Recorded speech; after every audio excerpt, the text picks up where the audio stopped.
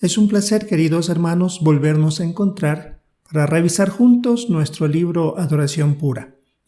Nuestro estudio bíblico para esta semana nos corresponde para enero 4 al 10 y seguimos con el capítulo número 2. En esta ocasión tenemos los párrafos 28 al 31 que considerar. Será algo de interés porque nos concentraremos ya en un personaje que hablaremos durante varios meses mientras utilicemos este libro. Recordamos la idea principal del capítulo 2, los requisitos que Jehová estableció para la adoración pura. Recordamos que el título del capítulo es Dios aprobó sus ofrendas y esto ha basado en Hebreos capítulo 11 y el versículo 4. Bien, para empezar entonces veamos el subtítulo que tenemos a continuación. Ezequiel es testigo de la decadencia de la adoración pura. Así que tenemos que empezar con los párrafos 28 y 29. La pregunta que corresponde es, ¿qué sabemos de Ezequiel? Y tenemos que ver el recuadro Ezequiel, su vida y su época. Bueno, veamos entonces qué es lo que sabemos de Ezequiel. Para esto tenemos que leer los párrafos 28 y 29 y luego encontraremos las respuestas. Ezequiel es testigo de la decadencia de la adoración pura. Párrafos 28 y 29. Pregunta: ¿qué sabemos de Ezequiel? Ezequiel conocía muy bien el sistema de adoración que había en el templo construido por Salomón. Su padre, que era sacerdote, debió haber servido en el templo cuando le tocaba su turno. Es lógico pensar que Ezequiel tuviera una infancia feliz. Seguro que su padre le hablaba de Jehová y le enseñaba la ley. De hecho, más o menos para cuando nació Ezequiel, en el templo se encontró el libro de la ley. La nota a pie de página dice: al parecer, Ezequiel tenía 30 años cuando comenzó a profetizar. Eso fue en el año 613 antes de la era común. Así que debió haber nacido alrededor del 643 antes de la era común. Josías comenzó a reinar en el 659 antes de la era común. Y el libro de la ley, quizás el original, se encontró cuando llevaba unos 18 años reinando o cerca del año que va del 642 al 641 antes de la era común. Fin de la nota. Cuando el buen rey Josías, quien gobernaba en esa época, escuchó la lectura de ese libro, quedó tan impresionado que se esforzó todavía más por promover la adoración pura. Ezequiel cumplió con los 4 requisitos de la adoración pura, igual que los hombres fieles que vivieron antes que él. Al estudiar el libro de Ezequiel, comprobamos que él sirvió solamente a Jehová, que siempre le dio lo mejor de sí mismo y que hizo todo lo que Jehová le dijo, tal y como se lo pidió. Y a diferencia de la mayoría de la gente de su época, su profunda fe lo impulsó a adorar así a Dios. Ezequiel se crió escuchando las profecías de Jeremías, quien anunció con fervor la llegada del juicio de Jehová tras comenzar su labor profética en el año 647 antes de nuestra era. Muy bien, una vez leído entonces dice la pregunta como recordatorio, ¿qué sabemos de Ezequiel? Y tenemos que ver el recuadro Ezequiel, su vida y su época. Bueno, lo que sabemos de él es que el padre de Ezequiel era también sacerdote. Y claro, debió enseñarle mucho de la ley de Jehová, puesto que él estaba activo en esta labor.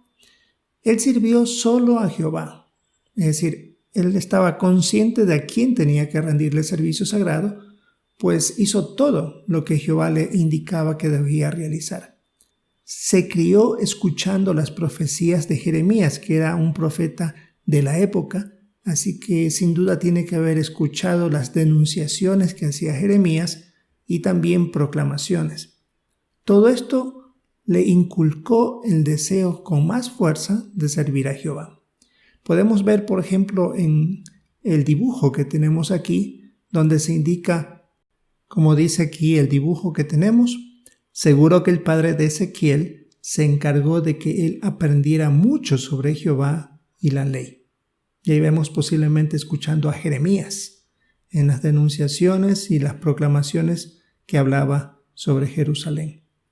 En cuanto al recuadro que tenemos aquí, el recuadro informativo 2b que nos corresponde sobre su vida y su época, se indica que, como todos sabemos, los nombres de las personas en el pasado tenían su significado.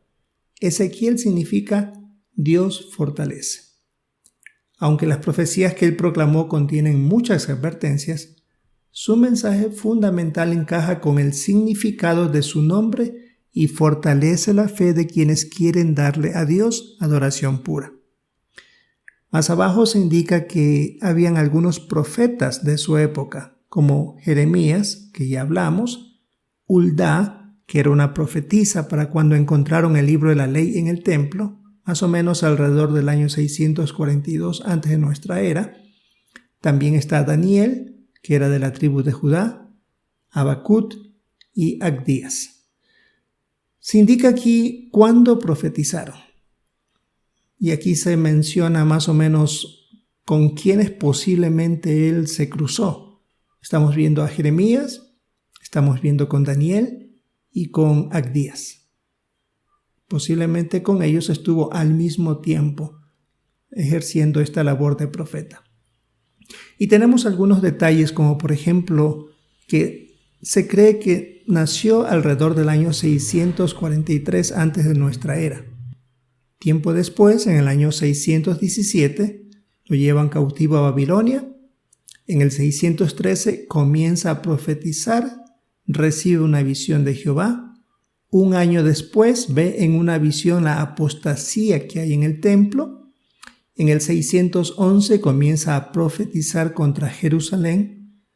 En el 609 su esposa muere.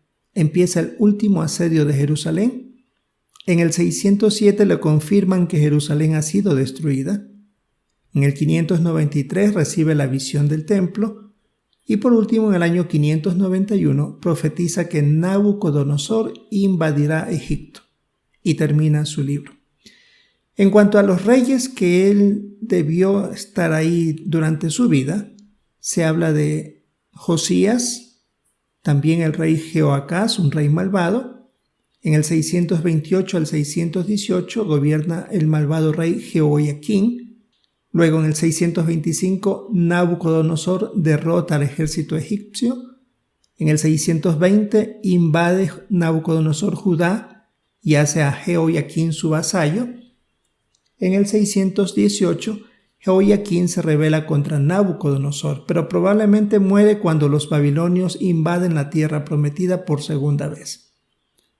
Y luego se indica en el 617, Joaquín es un rey malvado que gobierna por 3 meses y luego se rinde ante Nabucodonosor. 617 a 607, Sedequías, también un rey malvado y cobarde, gobierna como vasallo de Nabucodonosor. En el 609, Sedequías se rebela contra Nabucodonosor, que invade Judá por tercera vez. Y por último, en el 607, Nabucodonosor destruye Jerusalén, captura a Sedequías, lo deja ciego y se lo lleva a Babilonia. Son los detalles que tenemos sobre la vida de Ezequiel. Ahora nos corresponde pasar al párrafo 30, la parte A. ¿Qué cosas descubrimos al estudiar las profecías que escribió Ezequiel? La parte B, ¿qué es una profecía? Y cómo deben entenderse las profecías de Ezequiel. Y tendremos también otro recuadro, el informativo 2A, para entender las profecías de Ezequiel. Así que escuchemos la lectura de este párrafo 30. Párrafo 30. Pregunta A. ¿Qué cosas descubrimos al estudiar las profecías que escribió Ezequiel? Pregunta B. ¿Qué es una profecía? ¿Y cómo deben entenderse las profecías de Ezequiel? Lo que Ezequiel escribió por inspiración muestra cuánto se había desviado el pueblo de Dios de la adoración pura. Ezequiel 8:6 dice: Y añadió: Hijo del hombre, ¿ves qué cosas tan horribles y detestables está haciendo la casa de Israel aquí? ¿Cosas que me alejan de mi santuario? Pero verás cosas detestables que son aún más horribles. Cuando Jehová comenzó a corregir a Judá, Ezequiel estaba entre los que fueron llevados cautivos a Babilonia. Aunque se lo llevaron prisionero, Jehová no lo estaba castigando. Más bien tenía una misión para él. Iba a ser profeta para los judíos exiliados. Las visiones y las profecías tan impresionantes que Ezequiel puso por escrito detallan cómo sería restaurada la adoración pura en Jerusalén. Pero eso no es todo. También ayudan a comprender cómo la adoración pura será completamente restaurada para todos los que aman a Jehová. Bien, una vez que hemos leído, entonces repasamos. La parte A del párrafo 30 es: ¿qué cosas descubrimos al estudiar las profecías que escribió Ezequiel? Pues como hemos visto, lo que Ezequiel escribió por inspiración muestra cuánto se había desviado el pueblo de Dios de la adoración pura. La parte B dice: ¿qué es una profecía? Y cómo deben entenderse las profecías de Ezequiel. Además, tenemos que ver el recuadro, ayuda para entender las profecías de Ezequiel. Pues en cuanto a qué es una profecía, se menciona que es declarar un mensaje inspirado, un veredicto, una enseñanza moral o un mandato de Dios. También puede significar transmitir sobre algo que vaya a suceder. Así que como vemos, no siempre tiene que ver con cosas del futuro, sino más bien de algo que se enseña o que se da como un mandato de parte de Dios. Y también indica cómo deben entenderse las profecías de Ezequiel. Bueno, vemos aquí en el recuadro que la manera como se transmitían puede ser por medio de visiones, por ejemplos también que Jehová le puso, o escenificaciones, ciertas acciones que realizaba Ezequiel. En cuanto a los cumplimientos, estos pueden tener más de uno, pueden ser del momento para cuando regresó a la tierra prometida el pueblo de Jehová, y también pueden ver con nuestros días o para el futuro. Algunas cosas que se utilizan dentro de estas profecías, algunos elementos, no necesariamente tienen que ser todo con detalle, con un significado específico. No se centra en eso. Más bien se centra en el cumplimiento mayor de muchas profecías de Ezequiel. Y por supuesto, también se pueden extraer lecciones de la gente, de los lugares o de los sucesos que él mencionó. Así que no tiene que ver todo con cada detalle que deba significar algo en específico, sino puede ser en un conjunto. A menos que la Biblia lo diga con detalle, ahí sí nosotros aceptaríamos o nosotros tenemos que aceptar lo que indica esta profecía. Veamos el párrafo 31. La pregunta es: ¿a qué nos ayudará este libro? Escuchemos la lectura. Párrafo 31. Pregunta: ¿a qué nos ayudará este libro? ¿Qué vamos a ver en las 5 secciones de este libro? Nos haremos una idea de cómo es la región espiritual donde está Jehová. Veremos hasta qué punto se deterioró la adoración pura. Descubriremos cómo Jehová restaura a su pueblo y lo defiende. Y tendremos una vista del futuro, de cuando todos los seres humanos adoren a Jehová. En el próximo capítulo, analizaremos la primera visión que registró Ezequiel. Esta visión nos ayudará a tener una idea más clara de la grandeza de Jehová y de la parte celestial de su organización, y a entender mejor por qué Jehová es el único que merece recibir adoración pura y exclusiva. Bien, la pregunta dice: ¿a qué nos ayudará este libro? Pues a tener idea de cosas que no vemos, como por ejemplo, cómo es la región espiritual donde reside Jehová.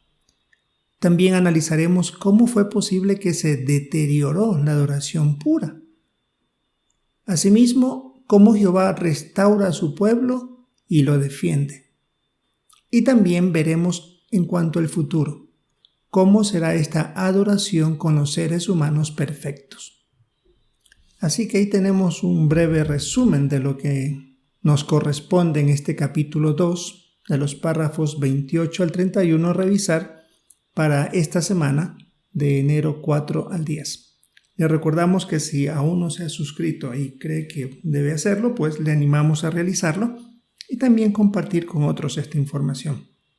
Sin duda esperamos, hermanos, cada uno de nosotros poder participar de esta reunión entre semana de nuestro libro Adoración Pura y sacar provecho también al prestar atención de los demás comentarios de nuestros hermanos durante la reunión. Si es la voluntad de Jehová, esperamos encontrarnos en una próxima ocasión.